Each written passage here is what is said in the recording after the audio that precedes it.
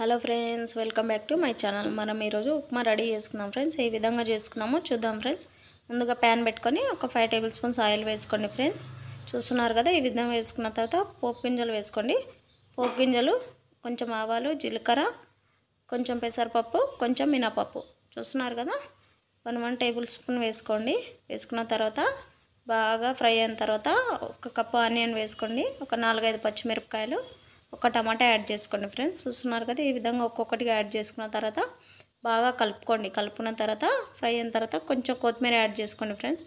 ఈ విధంగా బాగా కలుపుకోవాలి. చూస్తున్నారు కదా, కలుపుకున్న తర్వాత 1 టేబుల్ స్పూన్ సాల్ట్ వేసుకోండి.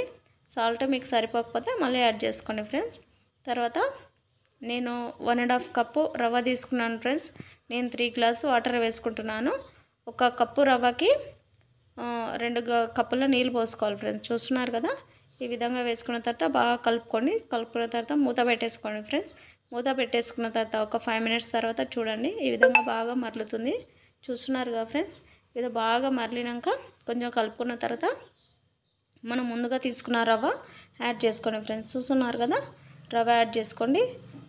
నేను 1.5 గ్లాస్ రవ్వ యాడ్ చేస్తున్నాను.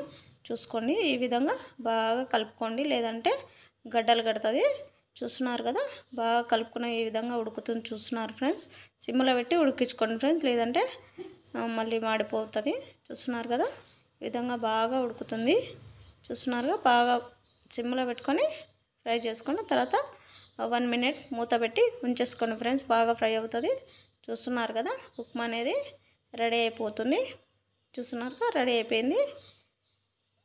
మీకు కనుక ఈ రెసిపీ నచ్చితే లైక్, షేర్, సబ్స్క్రైబ్ చేసుకోండి ఫ్రెండ్స్. మన ఛానల్కి మీ సపోర్ట్ ఇవ్వండి ఫ్రెండ్స్. Bye friends.